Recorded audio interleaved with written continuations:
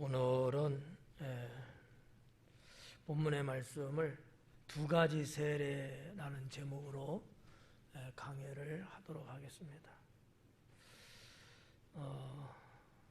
이게 두 가지 세례는 하나는 요한의 세례, 물세례고 또 하나는 예수님께서 행하실 세례, 성령 세례, 불세례 이렇게 볼 수 있고요.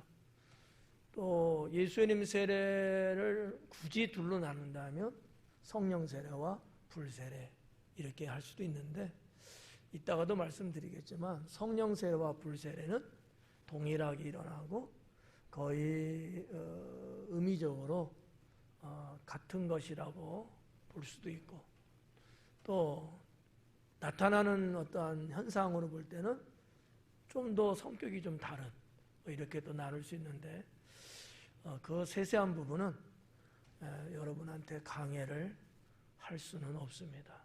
왜냐하면 이해하기가 쉽지 않고 또 설명을 하려면 시간이 꽤나 걸리는 문제이기 때문에 그 부분은 그냥 같이 이렇게 할 때 간단하게 말씀을 드리고 넘어가도록 그렇게 하겠습니다. 서운해할 필요는 없어요. 그냥 적정선에서. 왜냐하면 예수님이 행하시는 세례, 성령 세례와 불세례는 세계적인 석학들, 신학자들도 정답을 제대로 내리지 못할 만큼 상당히 어렵고 깊이도 있고 등등을 할 땐 그런 거예요. 그래서 제가 여러분에게 설명해 드리는 것이 오히려 헷갈리고 무리가 되지 않을까 하는 높아심이 있어서 안 하는 거니까 이렇게 하고 언젠가 이 세미나가 혹시 된다면 옛날에는 했었어요. 뭐 여러분들은 기억 안 나고 들은 바도 없는 분들 여기 많이 있지만 옛날에는 한번 해드렸어요. 여기에 대해서. 근데 그냥 그렇구나 하고만 가시면 될 것 같아요. 자, 아무튼 두 가지 세례. 제가 제목을 정할 때 이 두 가지 세례는 그 뒷부분의 내용은 아니고 세례, 요한의 세례, 요한의 물세례와 예수님의 성령 세례 이 두 가지를 의미하는 거다 이렇게 보시면 되겠습니다. 15절 말씀에 백성들이 바라고 기다림으로 모든 사람들이 요한을 혹 그리스도신가 심중에 생각하니 그래요. 백성들이 바라고 기다림으로 누가는 이 말을 기록을 하는데 제가 볼 때의 그 의미가 뭘까? 아마도 당시의 유대 백성들의 마음속에는 메시아에 대한 그 간절함, 이 앙망함이 있다는 것을 누가는 알고 있을 거예요. 그러다 보니까 이런 글을 썼을 것 같고 또 하나는 지금 세례 요한이 세례를 베푸는 요단강가에 몰려든 사람들의 상황을 보니까 이게 더 절실하게 느껴졌을 거다 이렇게 볼 수 있다는 거죠. 여기 백성들이 바라고 기다림으로 백성들이 바라고 기다리는 게 뭘까? 물세례를 받는 걸까? 아니면 메시아가 이 땅에 오는 것일까? 어떤 것 같아요? 그렇죠. 메시아가 이 땅에 약속한 대로 오는 것에 대한 바람과 기다림이에요. 그러니까 이런 부분들을 이해를 하려면 유대인들의 신앙과 그들의 삶의 어떠한 의식 이런 것들을 알아야 이거를 공감할 수 있고 알 수 있는 거예요. 그리고 유대민족이라는 그들은 우리나라 한국이든지 그 외에 이방 그 어떤 사람들하고 똑같이 취급해서 보면 이해할 수 없어요. 독특한 민족이라는 사실이죠. 그 근본은 하나님께서 아브라함을 택하시고 선민으로 삼았다고 하는 이 말씀에 대한 유대 민족들의 철저한 자기검증, 철저한 선민의식, 이 철저함에 있다라고 하는 거죠. 뭐 여러분들도 그럴 수 있을 거예요. 뭐 쉽게 말하면 나는 하나님께 구원받은 자녀다, 이런 어떤 확신성. 100점 중에서 여러분 한 몇 점쯤 될 것 같아요? 거기에 대해서는? 솔직하게. 내가 이제 그래서 죽음이 온다 해도 나는 하나님께 구원받은 자녀다, 이거 굽히지 않고 내 목숨하고도 바꿀 수 있을 정도로 볼 때에 과연 100점 만점에 몇 점 정도 줄 수 있냐는 거죠. 에? 그런 거 생각해 본 적 없으시죠? 있어요? 어떤 분들은 그러더라고. 뭐 우리 교회는 아닌데 죽어봐야 알죠, 목사님 그러더라고. 근데 그분의 직분이 권사님이세요. 죽어봐야 알겠대. 혹 어떤 목사님은 비슷한 이야기를 하시는 분도 있어요. 그걸 내가 어떻게 아냐, 이렇게 말하는 분도 계시는데, 저는 개인적으로 참 저분이 섬기는 교회에서 신앙생활하는 성도들은 불쌍하다, 이렇게 저는 생각을 했어요. 자, 밑밥 깔았으니까 여러분은 어때요? 목사님도 그런 분이 있고 어느 권사님도 그렇다는데 여러분은 어때요? 자, 50, 60, 70, 80, 90, 100. 100점? 칼 갖고 와봐. 그래요. 그래야죠. 100점 해야죠. 근데 여러분들은 믿음이라고 하는 이 성격을 갖고 100점이라고 고백한 거예요. 근데 유대인들은 지금 자기들이 갖고 있는 믿음으로 그렇게 생각하는 게 아니고 뼛속 깊이 이게 그냥 박혀 있어서 하는 고백인 거예요. 이게 다르다는 거죠. 자, 아무튼 이런 것들이 이제 유대인들이 이제 그런 분들인데, 그런 분들이 쭉 세상을 살아오면서 수없이 많은 국난을 겪고 수난을 겪으면서 지금 예수님 시대까지 왔잖아요. 그들에게 있어서 영원한 수건, 영원한 소망, 그게 뭘까? 메시아가 이 땅에 와주는 것이다라는 거죠. 이유는 크게 두 가지예요. 하나는 그들이 생각했던 메시아, 물론 원래는 그렇지는 않았지만 메시아에 대한 생각이 세월이 흐르면서 좀 변질은 됐어요. 그래서 뭐가 있었느냐? 정치적인 해방, 정치적인 해방, 자유함을 줄 수 있는 메시아라는 이런 것이 하나가 있고요. 또 하나는 종교적인 메시아를 생각한 거죠. 이것은 자기의 조상 아브라함에게 약속하신 바, 우리는 영원한 하나님 나라의 백성이라고 하는, 정말 신앙을 근간으로 하는 그런 어떠한 메시아의 의식이 있는 거죠. 이 두 가지가 다 있는 거예요.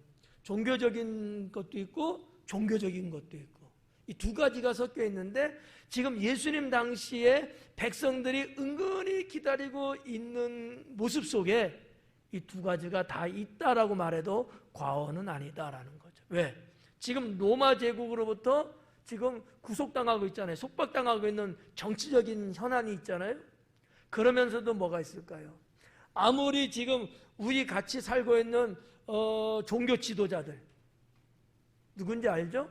종교 지도자들, 대제사장, 서기관, 이런 사람들, 산헤드린의 공회원들, 그 당시에 유대 사회를 이끌어가는 이런 어떤 지도자들을 내다봤을 때에 희망이 없었던 거예요.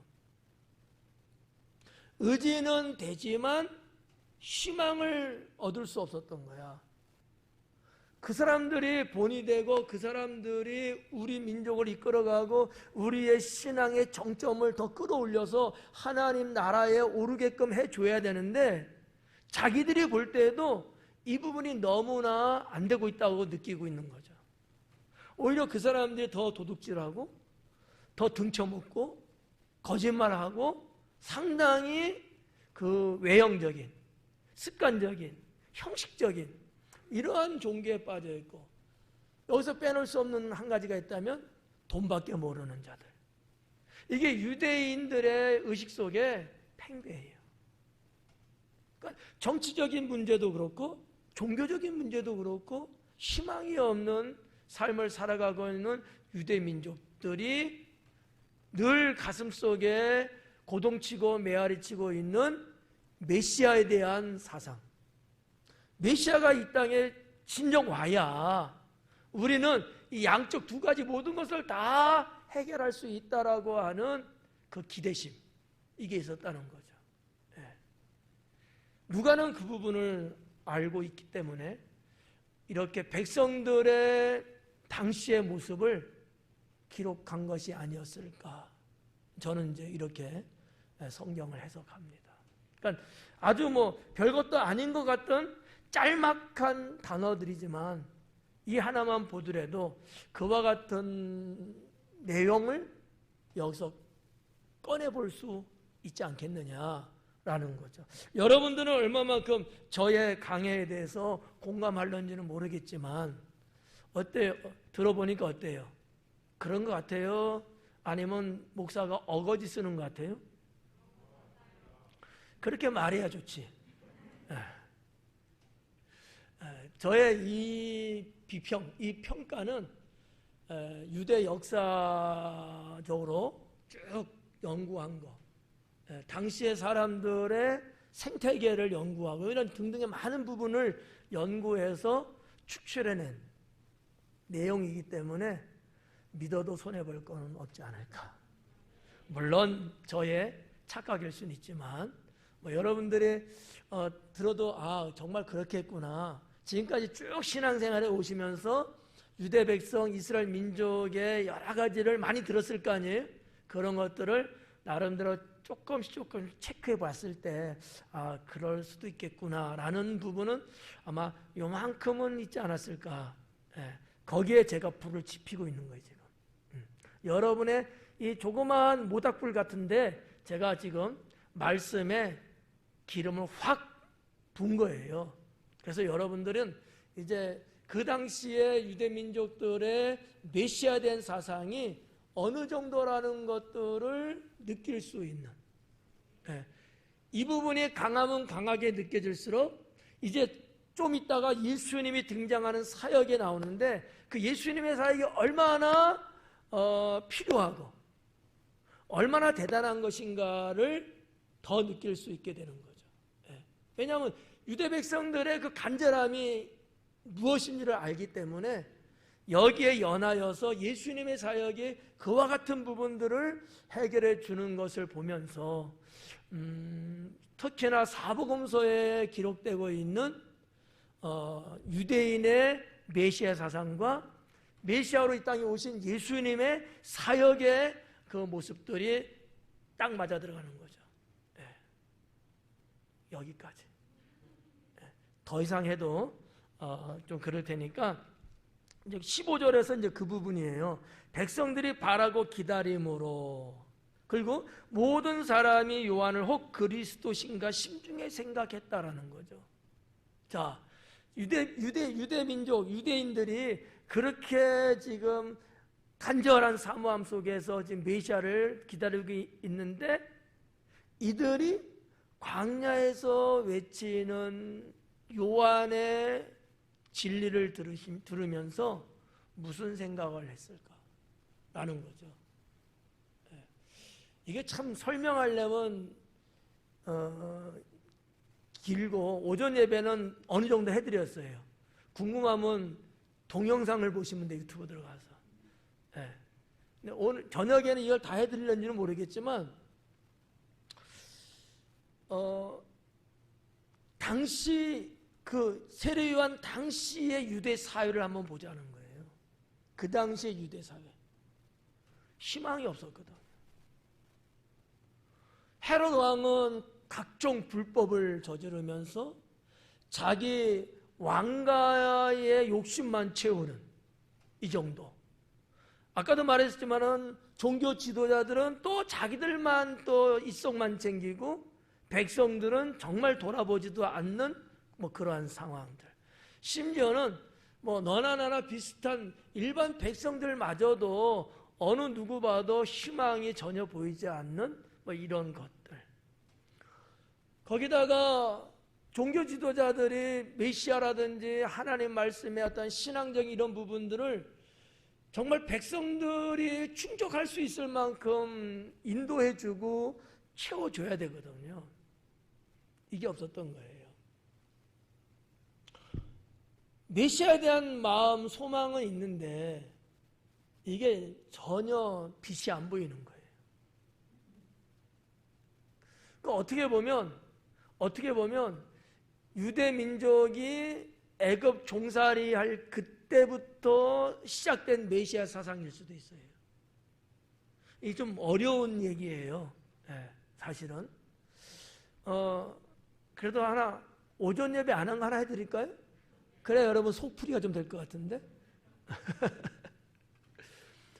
자, 성경에서 말하는 첫째 아담이 첫째예요. 둘째 아담은 누굴까? 학자마다 다르긴 합니다만 노아라고 볼 수도 있다는 거죠. 모든 게 다 심판받고 노아와 그의 가족만 구원받잖아요. 그러면 셋째 아담은 누굴까? 제가 그냥 해드리는 거예요. 아브라함이라고 볼 수도 있어요. 아브라함은 어떤 의미에서? 영적 의미에서. 영적 의미. 근데 실질적으로 신학에서는 아브라함은 이야기하지 않습니다. 저는 그냥 영적인 의미에서 그렇다는 거고요. 근데 신약에서 다루는 것은 첫째 아담과 둘째 아담만 말해요. 첫째 아담은 에덴 동산의 아담이고요. 둘째 아담은 예수 그리스도입니다. 이게 신학에서 말하는 정통이에요. 네.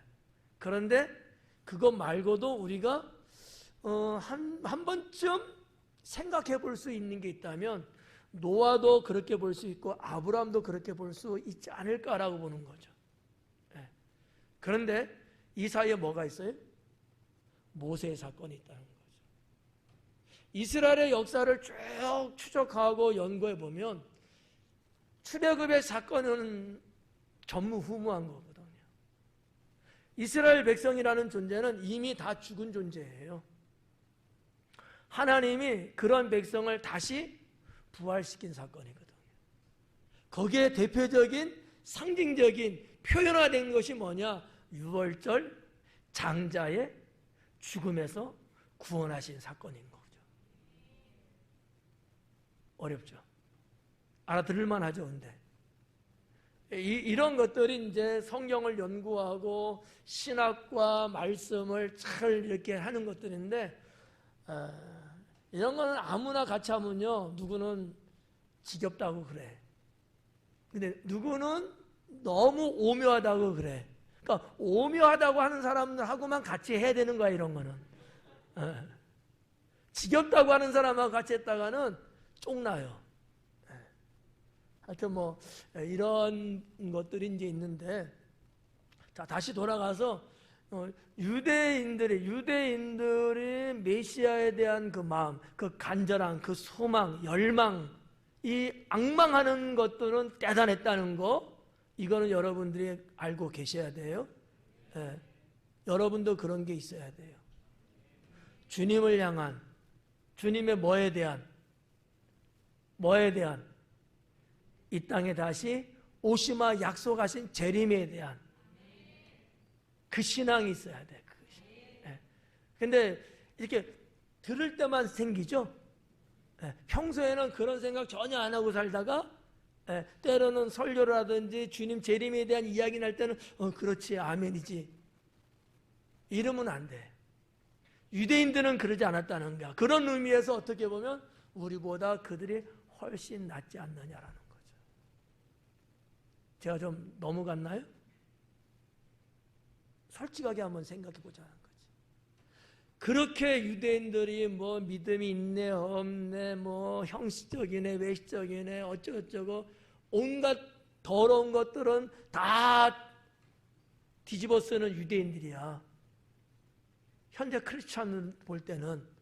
그렇지만 그들은 우리보다도 더 월등한 부분이 있다고 하는 사실이죠. 이거는 우리가 가져야 되고요, 본받아야 되는 거죠. 주님에 대한 열망. 여러분 이 시간에 예배드리러 오셨잖아요. 이거 물어보면 또 이게 제가 실례인데, 예배드리러 왔는데 무슨 마음으로 왔을까? 장로님, 은혜 받으려고. 또 순간에는 어때? 예배드리러 왔는데 어떤 마음으로 왔을까? 시간이 넘어가갖고 말할 수가 없어. 주님에 대한 사모함을 갖고 와야 된다는 거지. 그래야 은혜가 되는 거야. 은혜 받으러 오면 은혜 못 받을 수도 있어. 틀린 건 아니에요. 맞는 얘기야. 근본적이지는 않다라는 거지. 중간을 말씀한 거야. 이보다 더 근본적인 건 뭐예요? 주님을 만나기 위한 사모함을 갖고 와야 된다. 그런 자가 뭐를 받아, 장로님? 은혜 받는 거예요. 그러지 않는 자는 은혜 못 받아. 그렇잖아요. 우리가 좋아하는 사람, 사랑하는 사람을 만나는 것도 그 사모함과 기다림과 설렘과 막 이런 것들이 있을 때 만날 때 만남이 반갑고 같이 밥 한 그릇을 먹어도 그렇게 맛있고 행복하잖아. 근데 그런 마음이 없이 왔어? 그래 알았어.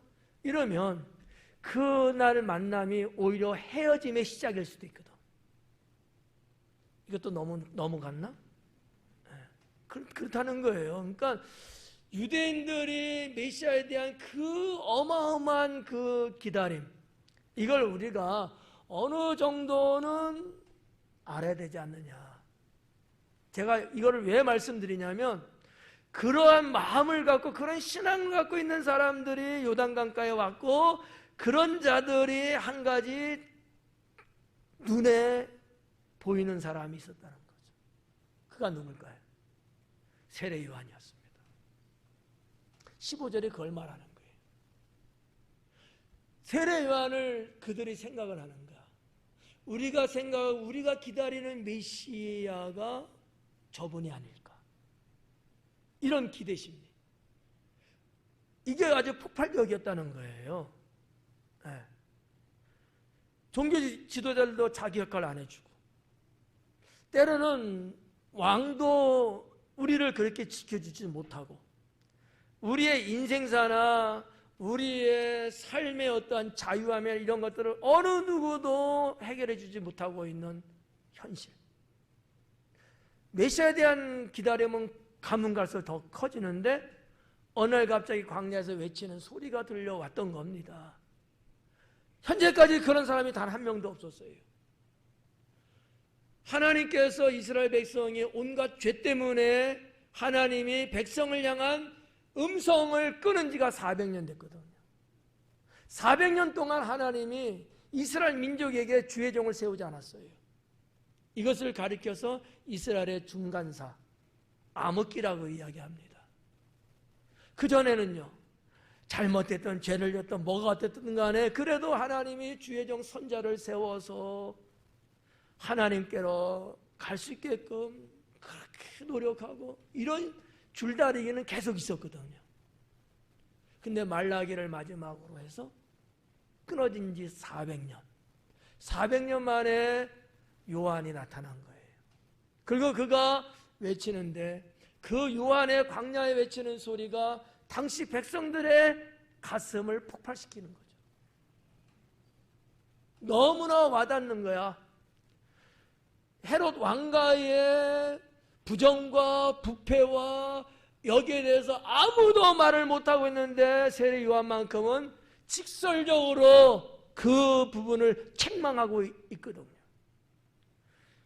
종교 지도자들에 대해서도 전혀 두려움 없이 독서를 하듯이 외치고 있거든요.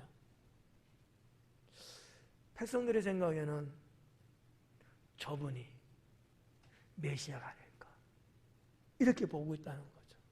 왜냐하면 유대인들은 아무리 신앙생활 잘하네 못하네 그래도 구약 성경의 말씀의 흐름이라든지 선포되고 예언된 말씀은 어느 정도는 대부분 다 알고 있어요. 그 중에 알고 있는 게 뭘까? 메시아예요. 이스라엘의 회복에 대한 문제거든요. 근데 아주 비슷하게 지금 세례 요한이 나타나고 하는 모든 행위를 볼 때에 예언된 메시아하고 너무 흡사한 거야. 그러니 누구든지 관심 있고 그런 분은 메시아가 아닐까. 그리고 그쪽으로 은근히 마음을 품고 자기네끼리 숙덕숙덕 하면서 이런 부분. 이거를 세례 요한이 캐치했어요. 눈치챘어요. 두 가지로. 하나는 그래도 세례 요한은 영성이 있고 열린 사람이잖아요. 영적으로. 그들의 마음을 읽은 거야. 또 하나는 당시 사람들의 주고받고 웅성거리고 이런 등등을 들으려고 들은 건 아니지만 귀에 들려왔을 거예요. 그게 이제 15절에서 16절로 가면서 그런 내용입니다. 너무 장황하게 설명했죠? 네. 자, 15절 다시 볼게요. 이제 모든 사람들이 요한을 혹 그리스도신가 심중에 생각했다. 이해가요? 네. 이것 때문에 지금 몇 분을 제가 지금 강의에 끝날 때가 됐어. 네. 그런데 16절에 요한이 모든 사람에게 대답해 나는 물로 너에게 세례를 베풀거니와 나보다 능력이 많으신 이가 오시나니 나는 그의 신발끈을 풀기도 감당하지 못하겠노라. 그는 성령과 물로 너에게 세례를 베푸실 것이다. 무슨 얘기냐면 그러한 유대인들의 상황을 요한이 보고 알고 아무튼 나는 메시아가 아니다라고 그는 이야기를 합니다. 나 같으면 띵동땡 맞았어 내가 메시아야 이랬을 것 같은데 대부분 이단들이 그런 거 아니에요? 자기가 하나님이라 알고 자기가 메시아라 알잖아 지금도. 세례야는 그러지 않아요. 나는 너희들이 생각하는 메시아가 아니다 이 얘기를 하고 있는 거야. 근데 메시아가 아니라고 하는 근거 세 가지를 듭니다. 세례 요한이. 그 첫째가 뭐냐? 메시아는 나보다 능력이 많으시니다. 그분은 이제 곧 오실 거다. 이렇게 말하고 있는 거예요. 그러니까 세례 요한도 광야에서 지금 복음을 전하면서 베푼 하나님의 능력이 엄청나게 컸을 거예요. 그런데 그러한 요한을 보면서 메시아의 건이라고 했던 그런 상황이잖아요. 근데 요한은 아니라는 거야. 나보다 능력이 더 많은 분이 올 거라고 하는 거죠. 그럼 뭐야 이거? 도대체 어떠한 능력이길래? 그렇잖아요. 이게 첫 번째 내가 메시아가 아니라고 하는 증거예요. 두 번째는 뭐냐면 여기 뭐라 했냐면 16절에 그는 성령과 불로 너에게 세례를 베푸실 것이다 라는 거예요. 그래서 나는 메시아가 아니라는 거야. 자, 요한은 뭘로 세례를 베풀었어요? 물로 세례를 베풀었어. 근데 메시아는 성령과 불로 세례를 베푼다는 거야. 그래서 내가 메시아가 아니라는 것을 입증하고 있는 거예요 지금. 참 멍청하지 않아요? 기회가 좋은데 자기가 메시아로서 백성들 앞에 등극할 수 있는 좋은 기회인데 그러지 않는 거야. 진실한 사람이고 하나님의 사람이고 그렇죠? 배울 게 참 많아. 나는 개인적으로 그래서 세례 요한을 존경합니다. 정말 존경해요. 정말 멋있는 사람이야. 나도 남자지만 내가 홀딱 반할 만큼 정말 멋있는 분이다. 그리고 세 번째는 뭐냐? 17절에서 자기의 타작마당을 정하게 하는 분이다라는 거예요. 자기의 타작마당을 정하게 하실 분이다. 근데 나는 그게 아니다라는 거지. 이 무슨 얘기냐면 17절 말씀은 심판을 말하고 있는 거예요. 이 땅에 오실 메시아, 여러분이 기다리고 있는 그 메시아는 세상을 심판하실 분이다. 나는 심판자로 온 게 아니야. 메시아의 길을 예비하고 그의 길을 평탄케 하기 위해서 온 거야. 근본적으로 다르다는 얘기예요. 이 세 가지가 요한이 나의 메시아 아니다 라는 근거라는 거죠. 재미없죠? 자, 다시 올라가서 16절에 보시면 요한이 모든 사람에게 대답하여 이르되 나는 물로 너에게 죄를 베풀 거냐 나보다 능력이 많으시니가 오시나니 나는 그의 신발끈을 풀기도 감당치 못한다. 자, 나보다 능력 많은 것은 메시아가 아니라는 조건의 첫 번째였고요. 그건 세 가지는 다 말씀드렸으니까 그 사이사이에 있는 내용, 빠져있는 내용, 눈치 보고 안 할 수도 있어 제가. 그 사이사이에 있는 내용을 말씀드리면 거기 보니까 나는 그래. 나는 그의 신발끈을 풀기도 감당하지 못하겠노라. 자, 능력을 언급했어요. 그죠? 능력을 언급했는데 나는 그분의 신발끈을 푸는 것조차도 나는 감당할 수 없을 정도로 아주 미약한 자다. 유대인들은 지금 세례 요한의 능력을 최대치로 보고 있는데 비해서 요한은 신발끈을 푸는 것조차도 나는 감당할 수 없을 만큼 나는 미천한 자다. 이 얘기예요.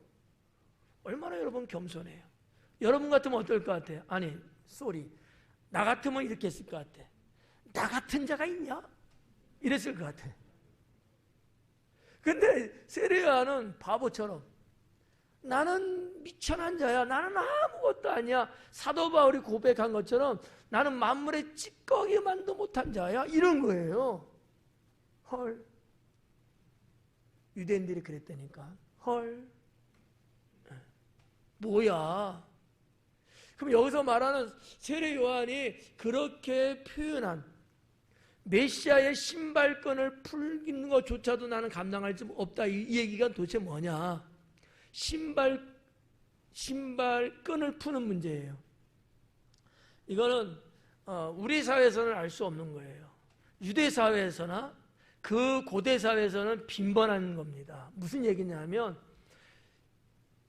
주인이 밖에 나가서 생활하다가 들어올 거 아닙니까? 집에? 그러면 종은 주인이 들어올 것을 준비하고 있다가 주인이 들어온과 동시에 주인의 신발끈을 풀어줘요. 이게 종의 의무입니다. 그러면 여러분 종이 들어오면 딱 서 있는데 와서 풀어줘? 그러지는 않을 거야. 분명히 어딘가 앉겠지. 우리 한국적으로 말하면 대청마루에 앉는다든지. 그렇죠. 아니면 무슨 뭐라고 하지? 어떠한 쉼터 같은 뭐 그런 데 앉는다, 뭐 분명히 있을 거란 말이지. 하루의 일과를 마치고 주인이 돌아왔어요. 그러면 종은 기다리고 있다가 바로 가서 신발끈을 푸는데 종의 자세는 어땠을까? 무릎을 꿇고 신발의 끈을 풀어드립니다. 하루 일과를 마치고 집에 돌아왔으니까 신발 벗어야 될 거 아니에요. 쉬어야 되니까. 근데 당시의 신발로 놓고 봤을 때 신발끈을 풀지 않으면 벗을 수가 없어요. 그러니까 주인을 편안하게 쉬게 만들려면 첫 번째가 신발끈을 풀어주는 건데 그것도 어떤 자세로? 두 무릎을 꿇은 자세로. 여러분 생각해봐요. 뭐 아스팔트가 있는 때도 아니고 얼마나 먼지가 신발에 많이 묻고 더러울 거 아니야. 그렇지만 그건 하등에 상관없어요. 종인 내가 마땅히 해야 될 첫 번째 의무는 주인의 신발끈을 푸는 것이다 라는 거죠. 이거를 요한이 이야기하고 있는 거예요. 그러니 자기 자신을 얼마만큼 낮췄는가를 우리가 생각해 볼 수 있다는 거지. 여러분 사시면서 우리 소영 권찰님은 이삭 권찰님이 신발끈 풀어주고 매주고 그런 적 있어요? 자주 해? 자주 해? 야, 사람 됐네. 이혼하지 마라. 이게 쉽지 않아요. 근데 연애할 때 결혼해서. 와, 이 정도면 이삭 권찰님은 멍청한 거지. 뭐가 좋아서 그렇게까지? 좋아서? 사랑하는 마음으로? 틀렸어. 종의 자세로 해야지. 정말 잘하네. 이런 남녀가 거의 없어요. 내가 여기는 한 것을 내가 알고 있어. 그래서 내가 여기다 했어. 여기 안 하는 사람한테 물으면 민망하잖아. 네. 여러분, 뭐 결혼해서도 그러지만 연애할 때 특히 남성들이 여성의 마음을 사기 위해서 이런 경우가 드라마에서 나와. 드라마에서. 그러면 자기 신발이 끈이 풀렸는데 모르는 남자가 와서 무릎을 딱 꿇고 그거를 딱 tom해주는 거예요. 그 광경을 위에서 아래로 내려보는 여인이 뿅 가는 거야. 마음이 휙 날아가 버렸어. 야, 이 사람하고 결혼하면 좋겠다. 그래서 결혼을 하는 드라마들이 가끔씩 나와요. 결혼하고 나서 모르겠지만 이게 쉽지 않다는 거예요.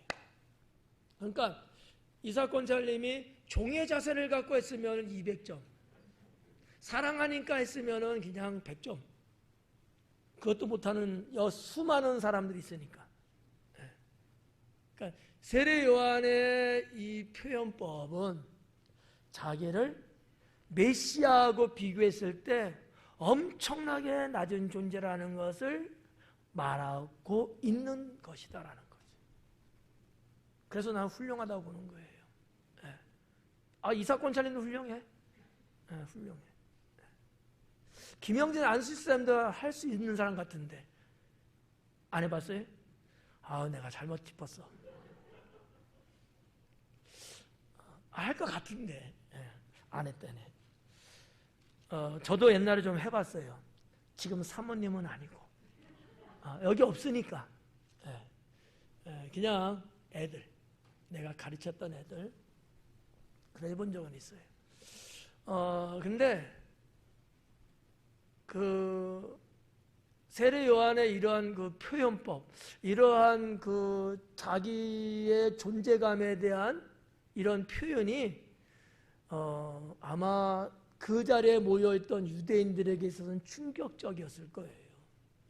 반면에 그러면 정말 오시는 메시아가 어마어마한 것 아니냐, 라는 기대치도 상당히 높아졌을 겁니다. 자, 아무튼 15절, 16절, 17절까지 쭉 내려오면서 그런 부분을 이제 볼 수 있는 건데, 자, 여기 보면 17절에 손에 키를 들고 자기 타작마당이라는 거 나와요. 우리 다이는 타작마당이 뭔지 아나? 성령이는 알아? 역시 언니네. 여기서 설명하고 있듯이 손에 키를, 그러니까 어떤 열매, 뭐 한국어로 말하면 벼, 이런 것들을 이제 알곡과 쭉정이를 가를 때에 옛날에는 키를 갖고 이렇게 다 이렇게 쳤잖아요. 그러면 알갱이는 떨어지고 쭉정이는 바람에 날려가갖고 이렇게 탈로 가듯이 이렇게 이제 하는 거란 말이지. 그걸 말하는 건데 자기의 타작마당이라고 표현한 거예요. 메시아, 하나님의 타작마당이에요. 그러면 이 타작마당에서 하는 일은 알곡과 쭉정이를 걸러내는 건데 이게 뭐냐? 심판이라고 하는 뜻입니다. 메시아는 이 땅에 오시어서 죄인을 구원하는 일도 물론 하시지만 반면에 그분은 심판도 아울러 하시는 분이다. 그러면 그 심판을 받지 않으려면 어떻게 해야 돼요? 메시아 대신 예수님을 구주로 믿어야 된다는 거죠. 이런 메시지가 이 속에 있다라고 하는 거예요.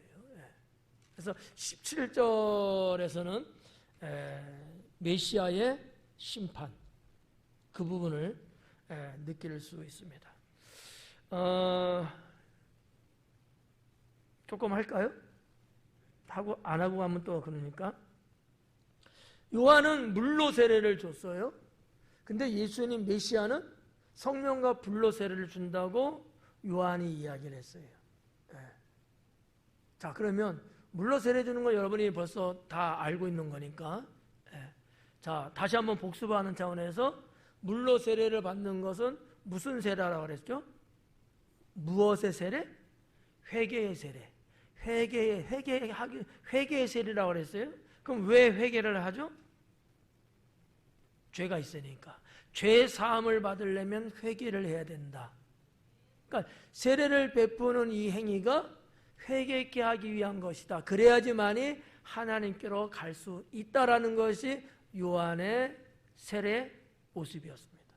반면에 자, 요한이 말하고 있는 메시아의 성령과 불로 주는 세례, 이게 이제 어려울 수 있어요. 그래서 오전 예배 때도 이 부분은 길게 하지는 않았어요. 왜냐하면 설명을 해드려도 이해할 수 없는 부분이 있고 설명을 해도 시간이 많이 걸려요. 옛적에 세미나 할 때 성령론 할 때 다 해드렸는데 뭐 들은 사람도 있지만 여기 안 들은 사람도 있을 거고 들었어도 모를 거고 하여튼 이거는 뭐 요 짧은 시간에 할 수는 없어. 그래도 말씀을 드리면 아주 간단하게 말씀을 하고 넘어갈게요. 자, 성령 세례는 뭐냐? 성령, 하나님의 영이 성령인데 그 성령이 임재하는 거예요. 근데 이것을 누가 주도적으로 주권이 있는 거냐? 메시아라는 거예요. 그러니까 성령이 이 땅에 오는 것은 예수님께서 행하시는 거예요. 이게 아주 복잡하고 깊이가 있는 내용들이 얽히고 설켜 있어요. 아주 복잡하고 어려워. 간단히 말하면 그래요. 그래서 성령은 또한 예수님이 나의 영이다 이렇게도 말씀하고 있거든요. 그 얘기는 무슨 얘기냐면 예수님께서 이 땅에 계시다가 승천하신 후에야 성령이 이 땅에 내려오셔요. 이거를 예수님이 보냈다라고 성령은 기록하고 있거든요. 그러니까 성령이 이 땅에 이제 오신 건데 여러분이 알고 있는 오순절 마가다락방의 사건. 자, 그런데 그러면 성령 세례가 뭐냐라는 거야. 성령이 오셨는데 성령 세례하고 같은 거냐 다른 거냐 이 부분이거든요. 성령 세례는 쉽게 말하면 성령이 오셔서 내 영혼에 들어오시는 거예요. 이게 성령 세례야. 쉽게 말해서 성령 받았다 안 받았다 이런 말 하잖아요. 성령 받았다. 이 말은 성령께서 내 안에 들어오셨다는 거야. 이거를 좀 더 세례학적으로 말하면 그게 성령 세례다 이렇게 보는 거죠. 다만 이것도 어려운 문제인데 그냥 오셨다는 개념과 내게 충만해서 마치 내가 물속에 잠긴 것처럼 성령이 나에게 충만하게 나를 덮어 씌웠다는 거예요. 이거를 그래서 성령 충만이라고 또 말하기도 해요. 자, 아무튼 복잡하니까 성령 세례가 뭐냐? 다시 말씀드리면 성령이 내게 임한 거예요. 이 성령이 내게 임하지 않고서는 구원받을 수가 없어요. 이제 이 얘기를 들으면 겁에 질리는 사람들이 있어요. 나는 성령 받지 못한 것 같은데 하나님을 믿고 예수님을 구주로 믿는 건 맞지만 내가 성령 받았다는 어떠한 체험도 없고 증거도 없어. 그런 사람들 허다하게 많아요. 제가 감히 뭐라고 딱 잘라서 말하기는 어렵습니다. 사람마다 다 다를 수 있으니까. 그러나 분명한 것은 내가 예수님을 믿을 때 성령이 내게 임재하셔야 돼. 들어오셔야 돼. 근데 이게 무엇으로 가능할까? 내가 시인하고 고백해야 돼. 그런데 돌아왔는지도 안 돌아왔는지 모르잖아. 그거는 여러분의 소관은 아니에요. 어떤 경우는 성령께서 느낄 수 있게끔 임재하는 경우도 있고 어떤 경우는 느낄 수 없게끔 임재하는 경우도 있어요. 근데 초대교회 사건을 놓고 보면 느낄 수 있게끔 오셨다라는 거예요. 이게 힘든 부분이에요. 그 모든 사람에게 성령이 임하는데 모든 사람이 다 느끼냐 안 느끼냐, 신학적으로 상당히 이거는 쟁점이죠. 저는 근데 모든 사람이 다 느끼지는 않는다라고 보는 입장이에요. 그러나 대다수의 많은 사람들은 느낀다라는 거죠. 대다수의 많은 사람. 그러지 않는 사람도 있다. 대다수의 많은 사람은 있다. 그러면 그걸 어떻게 할 수 있냐? 오순절에 120명의 성도들처럼 주님에 대한 열망과 뜨거움과 간절함과 온 마음을 다하여서 주님을 믿는 신앙의 모습을 갈 때 본인도 느낄 수 있게끔 성령은 임재하신다. 그런 게 없으면 못 받는 경우도 허다합니다. 그거는 뭐 제가 어떻게 해드릴 수 있는 게 아니니까. 네. 자, 아무튼 요 정도로만 이렇게 정리를 하고, 성령 세례니까 성령이 내 안에 임하시는데 마치 뭐라고 할까, 물에 잠기듯이 내가 푹 잠기듯이 성령이 그냥 임하시는 것이 충만하게 임재하신. 그래서 어떤 분들은 성령 받았다는 것의 징표로 여러 가지 은사적인 부분을 이야기를 하잖아요. 근데 은사가 없이도 성령이 임할 수는 있어요. 임하시면서 은사를 주시기도 하고요. 그러니까 어떤 거든지 100%는 아니야. 그런데 아닌 사람도 있잖아. 여기에 마음을 가지면 안 돼요.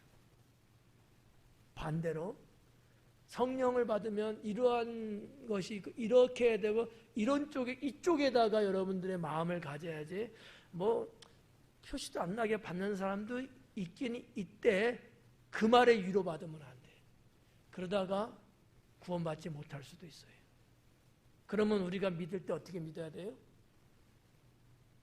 예수님을 진실로 내 구세주라고 믿는 믿음과 아울러 그 믿음이 정말 하나님 앞에 온전할 수 있도록 열과 열정을 가지고서 믿어야 된다는 거지.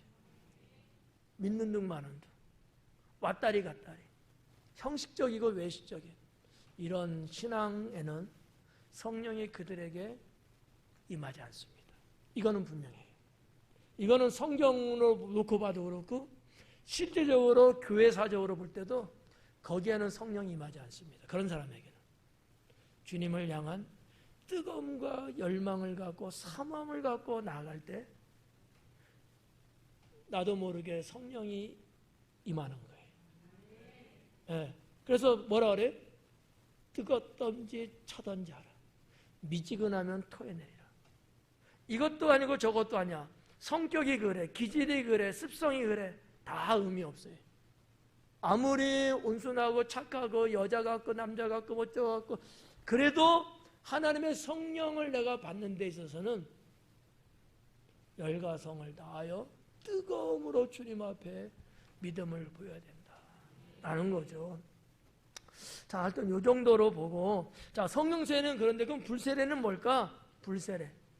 불세례는 성령 세례를 받을 때 나타나는 현상 중에 하나예요. 그리고 이 불세례는 무슨 의미냐? 심판의 의미를 갖고 있고, 불세례를 받으면 어떤 것들이냐? 내 모든 죄가 다 소멸되는, 타서 없어지는 이러한 역할을 한다라고 봐도 틀림없습니다. 근데 성령이 임할 때 불의 역사가 같이 임하는 경우도 있고요. 그렇지 않는 경우도 있어요. 오순절의 사건을 놓고 보면 불의 혀가 갈라지는 것처럼 그 사람들은 봤다고 하는 거예요. 실제적으로. 불세례. 이 불세례가 임하면 그냥 성령 세례, 성령 받았다는 개념보다 불세례라고 하는 이 개념의 성령이 임하면 나의 모든 죄악이 다 사해지고 태워지는 것뿐만 아니라 나의 기질, 성격, 습관 등등의 악한 것들은 고쳐지기 시작합니다. 새 사람이 된다는 얘기예요. 내 안에 있는 더러운 것들을 다 성령의 불로 태워갖고, 그러니까 내가 하나님을 믿어, 지금도 믿는데 죄된 것을 못 바꾸고 있어. 고치지 못했 습관을. 이건 좀 곤란해요. 이게 고쳐져야 돼. 근데 불세례 받는 사람은 내가 고치려고 고치는 게 아니고 그냥 고쳐져. 나를 그런 사람으로 확 바꿔버린 거예요. 쉽게 말하면. 뭐 우리 한국적으로 말하면 뭐 주님 믿기 전에 뭐 믿는다고 교회 다니면서도 여전히 세상 것 즐기는 사람들 있잖아요. 술도 마시고 담배도 여전히 피고 이런 사람들 있잖아. 건강에도 안 좋다니까 끊어보려고 노력도 했지만 이게 안 돼. 왜? 긴 세월이 습관되어 있기 때문에 중독되어 있거든. 근데 성령 받고 성령에 임하시면 강하게 임하고 성령의 불세례같이 나를 태워버리면 이게 갑자기 그냥 딱 끊어져 버려. 나타나는 어떤 현상 중에 그런 부분이 있다고 하는 거죠. 그래서 내가 새 사람이 되는 거야. 요한복음을 통해서 하신 말씀이 뭐예요? 거듭났다는 거예요. 새 사람이 됐다는 거예요. 중생이라는 단어를 썼잖아요. 에베소서를 통해서든지 사도 바울을 통해서도 그런 말씀들을 여러 번 말했거든요. 디모데가 어떻게 해야 내가 거듭날 수 있냐, 중생할 수 있냐 이렇게 묻는 대화도 있잖아요. 그러니까 내가 주님을 믿는다고 하고 열심히 교회도 나오고 하지만 나의 죄된 습성을 못 고쳐. 이거는 성령 받지 못했든지 성령의 불의 세례를 못 받았든지 아니면 과거에 뭐 받았긴 했지만 이게 내가 성령으로 충만하지 못하고 완전히 넉다운된 상태야. 내가 이기지 못하고 있는 것이고 내가 습관, 나쁜 습관, 죄악된 일, 그런 어떤 생각 이런 것들이 살면서 있는데 이걸 이겨내지 못해. 왜? 내가 주님의 사람이 안 됐으니까. 성령 못 받아서. 받았어도 성령의 충만함으로 살지 못하니까 아무것도 할 수 없는 거예요. 그래서 요한이 지금 말하고 있는 그분은 성령과 불로 세례를 줄 것이다 라는 것이 부활 승천한 후에 오순절 마가다락방에 임하면서 이것이 그때부터 시작된 거죠. 그러니까 어떻게 보면 우리 개신교, 우리 기독교의 시작은 성령이 임재함으로 시작된 것이다 이렇게 볼 수도 있다는 거죠. 그때부터 교회가 태동했으니까. 그렇다면 그 울타리 안에서 하나님을 믿고 있는 우리가 성령을 받지 못해서는 되겠느냐? 라는 숙제가 있겠죠. 하나님께 구원받으려면 성령의 세례를 받아야 된다. 물세례를 받았다고 해서 성령 세례하고 견줄 수 있느냐? 그렇지 못해요. 물세례는 물세례일 뿐이야. 물세례 받아서도 구원 못 받을 수 있겠죠? 성령 세례를 받았는데 물세례 안 받다가 구원 못 받을 수 있을까요? 그렇지는 않아요. 성령 세례 받으면 하나님의 자녀가 되는 인치심이 있는 거야. 이게 로마서의 말씀이에요. 성령의 인치심이라는 단어가. 자, 아무튼 이렇게 여러 가지 하여튼 성령은 아주 깊고 넓고 복잡해요. 사용된 용어들도 다양하고. 그래서 이 시간 이렇게 다 해줄 수는 없고 그 정도로만 여러분들 좀 보시고 좀 더 그러면 오전 예배 때 이 부분을 좀 다른 각도에서도 조금 설명을 해드렸어요. 그렇다고 해서 뭐 동영상을 볼 사람은 없겠지만 하여튼 좀 그래요. 오전 예배와 오후 예배는 예배드리는 연령층이 확연하게 다르기 때문에 그래요. 오전 예배는 50%가 연세 드신 분들이야. 그래서 상당히 어려워요. 내가 괴로워.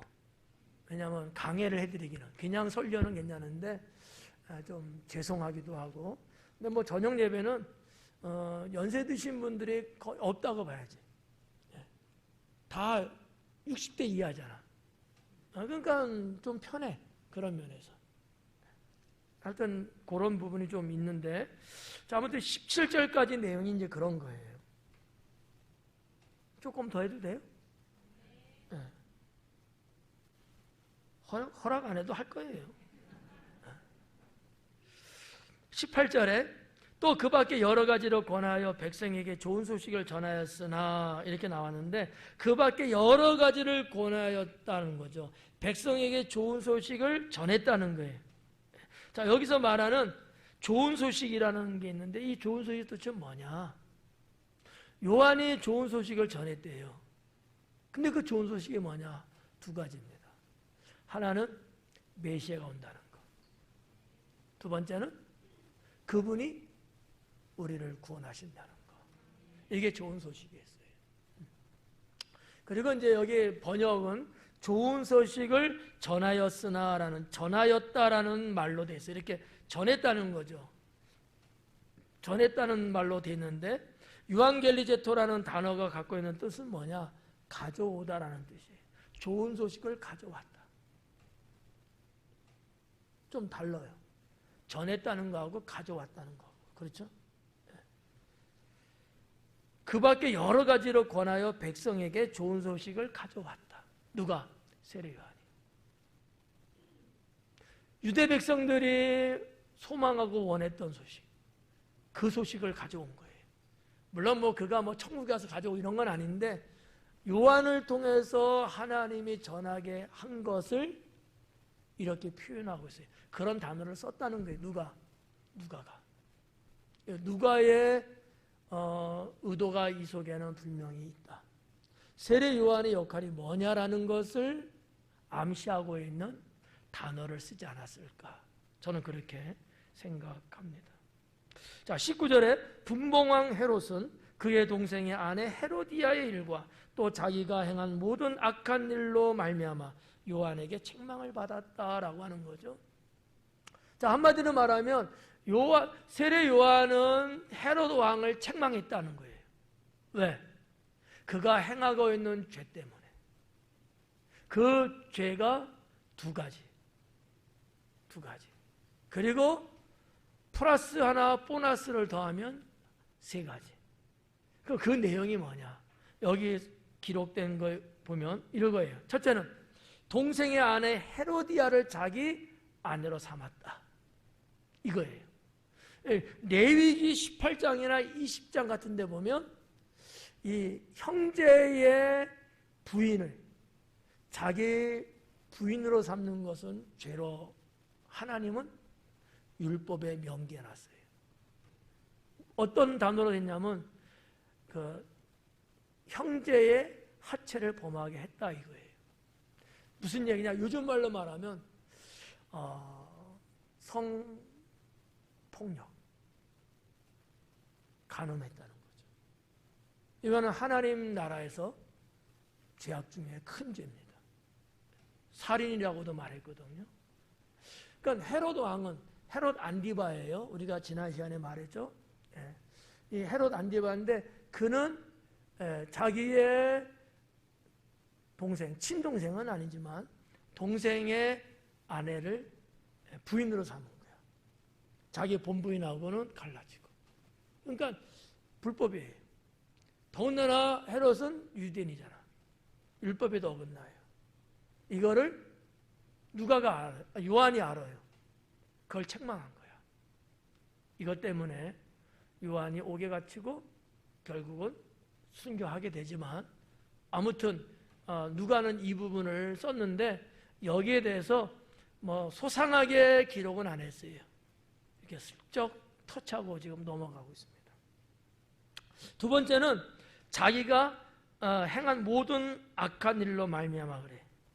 악한 일들이 그에게는 있었다라는 거죠. 여기서 말하는 이 이 악한 일이라는 이거 포네론이라는 단어로 돼 있어요. 원형은 이제 포네로스라고 하는 단어인데 포네론이라는 단어로 돼 있어요. 예, 악한 일. 그럼 여기서 말하는 이 악한 일, 당시 예수님 당시에 이 단어를 사용했던 뜻은 뭐냐? 보편적으로 많이 쓰는 단어예요. 일반적으로 많이 쓰는 단어였어요. 포네로는. 어떨 때 썼겠느냐? 악덕. 악독이 아니고 악덕. 덕스럽지 못한 그 덕이 악한 거야. 또 하나는 부도덕.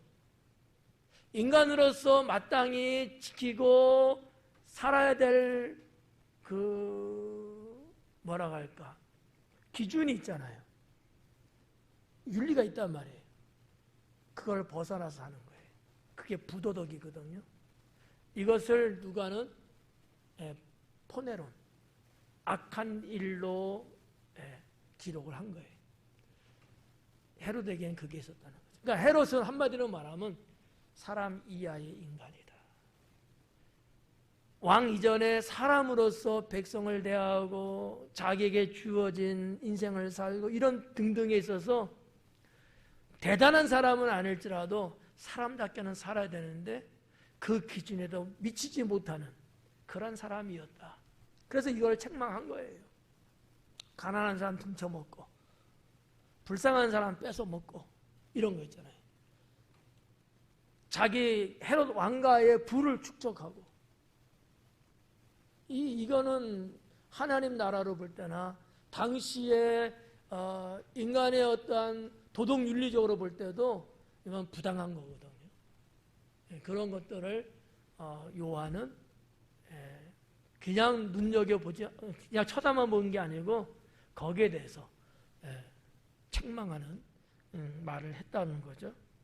또 하나는 20절에 그 위에 한 가지 악을 더하여 요한을 옥에 가두니라.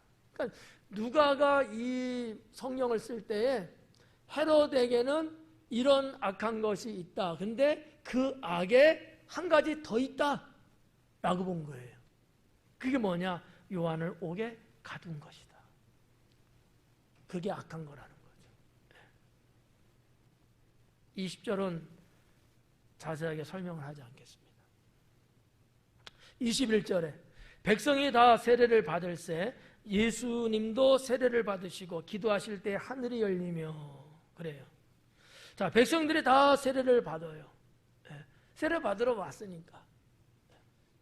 그 설파하는 세례 요한의 그 복음을 전파하는 내용을 듣고 또 세례를 베풀려고 하는 그 분위기 속에서 그들은 한결같이 자기의 죄가 뭔지를 느끼면서 회개하려고 온 사람들이거든요. 이들이 다 세례를 받았다는 거지. 뭐 얼마나 받았는지 모르지만 아무튼 쭉 아마 줄 서서 세례를 받았을 거예요. 이때에 예수님도 세례를 받으셨다라고 하는 거죠. 근데 세례를 받으시고 난 다음에 주님이 기도했다라는 거죠. 근데 기도할 때에 하늘의 문이 열렸다라고 성경은 기록하고 있습니다. 이 세 가지 내용인데, 자, 여기서 세례를 받았다라고 하는 이 단어가 있는데, 이 받으시고라는 것이 좀 문법적으로 볼 때 부정, 과거, 분사를 썼다는 거예요. 이런 걸 말할 때마다 나는 미안하더라고. 부정, 과거, 분사가 뭐 쉽게 말하면 어떤 거냐 하면은 지금이라는 현재라는 기준으로 봤을 때 이전에 어떤 것들을 했다 유일하게 한 번 한 거예요. 그럼 무슨 얘기야? 예수님이 세례를 받으셨는데 세례 받은 그것으로 딱 완결됐다는 거야. 또 나중에 또 받았다 이게 아니라는 거예요. 한 번으로 충족함을 말하고 있다는 거지. 이해가요? 그래서 주의 이름으로 여러분들도 세례를 침례를 받는데 한 번 받으면 족하다 라는 거죠. 어떤 분들은 또 받으려고 하는 분들도 있어요. 받아서 죄다라고 보진 않지만 굳이 받을 필요는 없다. 침례를 받은 사람은. 약식세례하고는 좀 다릅니다. 저는 약식세례 받으신 분은 받을 때 당신이 어떠한 마음 신앙을 갖고 받았습니까? 라고 꼭 물어요. 침례받는 그 정의와 의미하고 어긋나면 받으세요라고 하고, 이게 맞아 떨어지면 그냥 안 받고도 가는 경우도 있어요. 저도 세례를 베푼 적이 있어요. 부득이한 경우, 중환자, 물속에 들어갈 수 없으니까. 그래서 이제 약식 세례를 해드리면서, 그러나 그 내용과 의미는 다 전달해 드리고 그 신앙 갖고 받으라고 이야기는 해드리죠. 자, 여기 보고 받으시고 세례 받으시고 기도하실 때라는 단어가 나와. 이 기도하실 때는 문법으로 어떤 단어를 썼냐면 현재 분사를 썼습니다. 이 말은 쉬운 말로 말하면 지금 기도를 하시잖아요. 이 기도가 끝난 게 아니고 계속해서 기도한다는 거예요. 현재 분사는. 그러니까 침례는 한 번 받은 것으로 끝났지만 예수님의 기도의 삶은 계속해서 간다는 거죠. 우리도 마찬가지예요. 기도의 삶은 지금 내가 한 것으로 끝나는 게 아니고 이따가도 하고 내일도 하고 다음 달도 하고 계속해서 주님 나라 갈 때까지 우리는 기도하며 사는 것이다라는 거죠. 이런 부분들이 이 문법 속에 있다라고 볼 수 있는 거고요. 하늘이 열리며라고 했어요. 야, 하늘이 열렸어. 여러분, 하늘이 열린 거 본 적 있어요? 생뚱맞은 질문이죠. 근데 예수님께서 침례받고 날 때에 하늘이 열렸다는 말씀을 마가복음, 마태복음에도 있고 마가복음에도 있고 여기 누가복음도 있는 거예요. 똑같이. 요한복음에는 없지만 정말 하늘이 열렸다는 게 상징적인 걸까? 아니면 실제적인 걸까? 어떨 것 같아요? 다 알았어요. 실제적인 거다. 실제적인 것이다. 이렇게 볼 수 있는 거죠. 왜냐하면 성경에 기록된 바에는 그때 당시의 사람들이 그런 부분을 보는 거거든요. 성령이 오순절날 임할 때도 120명의 성도들이 성령이 임하는 것을 봤다는 거죠. 여기 지금 예수님께서 침례를 받으실 때, 세례를 받으실 때도 하늘이 열렸거든요. 성령이 비둘기 같은 형체로 임했다고 하는 거예요. 이 부분은 이제 좀 이따 말씀드릴게요. 자, 하늘이 열렸는데 어떨 때 하늘이 열렸느냐? 하늘이 열릴 때 어떠한 경우들이 있었느냐? 하나는 하나님이 뭔가 계시할 때 하늘문이 열리는 사건이 일어나요. 하늘문이 열릴 때 하나님의 음성이 들려오는 말씀이 주어진 그런 게 있다. 근데 하늘이 열리는 것이 그냥 느낌적으로 이런 거냐? 그럴 수도 있어요. 그러나 실제적으로 하늘이 열리는 경우도 있어요. 자, 장차 예수님께서 이 땅에 만왕의 왕으로 오실 텐데, 재림하실 텐데, 그때도 하늘이 열려요. 상징적인 걸까요? 실제적인 걸까요? 실제적인 거예요. 다 동일선상에 있다는 거죠. 두 번째는 하늘문이 열린다는 것은 어떤 거냐면 하나님께서 임재하실 때에 하늘문이 열린다라는 거고요. 성격으로 보면은 하늘문이 열린다는 것은 뭐를 의미하는 거냐? 하나님께서 뭔가 새로운 것을 시작하는 것을 말하고 있다라는 거죠. 그러니까 예수님께서 세례 받으시고 날 때에 하늘문이 열렸는데 뭐를 암시하고 있을까? 메시아로서의 사역이 시작됐다라는 것을 말하고 있다라고 하는 것이죠. 자, 그 다음에 넘어가면 22절에 마지막 절이죠. 성령이 비둘기 같은 형체로 그의 위에 강림하시더니 그래요. 성령이 비둘기 같은 형체로 그의 위에 강림했다. 자, 성령이 비둘기 같은 형체로, 이거는 정말로 눈에 보이게끔 그런 형체입니까? 아니면 이것도 그냥 상징적인 걸까? 라는 거예요. 이것도 눈에 보이는 형체입니다. 우리 성경 번역은 그냥 형체로만 나왔습니다만 헬라어 성경에 보면 유형의 형체라는 단어로 되어 있어요. 그러니까 우리 여기는 지금 유형이라는 단어가 빠져버린 거예요. 유형이 뭐예요? 무형이 아니고 유형. 유형이라는 것은 이렇게 실제 있는 거야. 이게 유형이거든.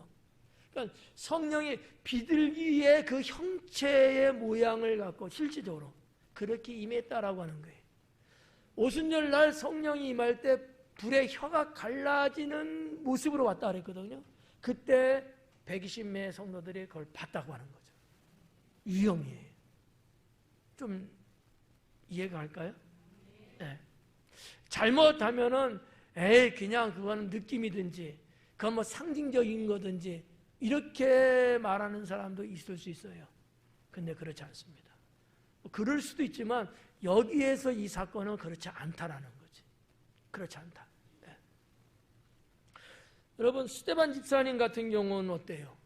돌에 맞아서 죽음을 앞두고 있을 때 그때도 하늘문이 열리는데 스데반이 봤다 그랬어요?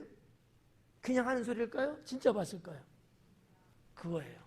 이렇게 하늘문이 열리는 사건들이 있어 왔어요. 구약 때부터. 이때는 하나님께서 무엇인가 일을 하시고 뭔가 하나님의 놀라운 역사가 벌어질 때 하늘문이 진짜 열렸다라는 거죠. 네. 사도 바울도 아마 그런 체험이 분명히 있어요.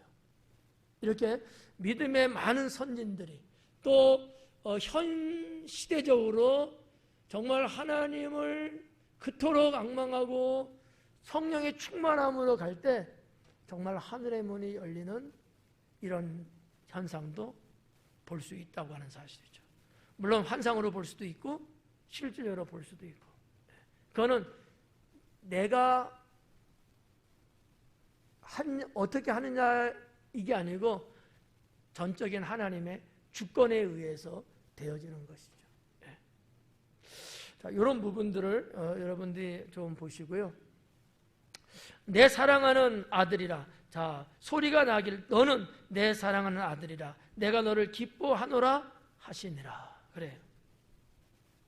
하늘문이 열리고 하늘에서 소리가 났는데 그 소리가 무슨 소리냐? 너는 내 사랑하는 아들이다. 이런 소리예요. 내가 사랑하는 아들이에요. 이 헬라어 성경에 보니까 히오스, 무, 호, 아가토네스 이렇게 돼 있더라고요. 이 무슨 얘기냐면은 사랑하는이라는 단어가 여기 써졌어요. 아가페토스인데 이 아가페토스라는 단어가 사용될 때 두 가지가 있어요. 하나는 뒤에 아들이다, 딸이다 이런 것이 없이 그냥 사랑한다는 말로만 쓸 때는 그냥 사랑하는이 맞아요. 그런데 뒤에 아들이다, 사랑하는 아들이다, 사랑하는 딸이다 이렇게 뒤에 딸이나 아들 누군가 대상이 나오면 이거는 그냥 단순하게 사랑하는이 아니고 그 아들과 딸이 딸일 경우는 외동딸, 아들일 때는 외아들, 독생자를 의미하는 뜻이다라는 거죠. 이 아가페토스라는 단어가 가지고 있는 기능이라고 할까? 당시의 사람들이 이렇게 이 단어를 썼다는 얘기예요. 누가는 이 단어를 그대로 쓴 거예요. 그러니까 예수님에 대해서 하늘에서 들려오는 음성을 기록하는데 예수님 메시아는 하나님의 외아들이다. 사랑하는 외아들이다라는 뜻이에요. 우리가 고백하듯이 독생자 예수 그리스도. 그 말씀하고 같은 거다라는 거죠.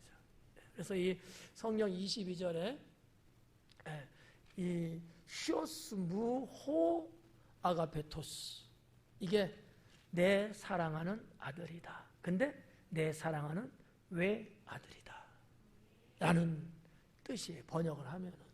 그래서 여기 22절까지 여러분 보시면서 여기까지 이제 예수님께서 사역하시기 위해서 그 준비되는 과정 이렇게 봤고 다음 마지막 부분은 예수님의 족보에 대해서 나와요. 근데 족보에 대해서는 누가 누굴 낳고 누가 계속 낳고 해서 끝나. 그래서 이 부분을 강해를 해드리면 한 20개월 정도는 걸릴 것 같아요. 네. 아니 20주 정도, 20주. 한 반년은 걸릴 것 같아요. 왜냐하면 사람 이름이 계속 나와서 이 사람들을 강의해 드리려면 시간이 많이 걸리고 그래서 요거는 그냥 읽고 패스하려고 그래요. 그리고 4장으로 들어가려고. 왜냐하면 누가 누굴 낳고야 사람 이름만 나오거든요. 특별한 그런 게 없기 때문에 그렇게 넘어가고 그냥 해도 무방하지 않을까. 괜찮겠어요? 제가 오전 예배 때 승낙을 받았거든. 저녁 예배 때 승낙해 주시는 거예요. 그래서 하여튼 3장은 이렇게 마무리 짓고 그래도 읽기는 읽을 거예요. 근데 다 이게 이름이 외국말이라서 이 혓바닥이 안 돌아가면은 발음이 잘 안 될 수 있어. 집에서 한두 번씩 읽어보시고 연습을 하시고 오늘 강해를 마치도록 하겠습니다. 기도합니다.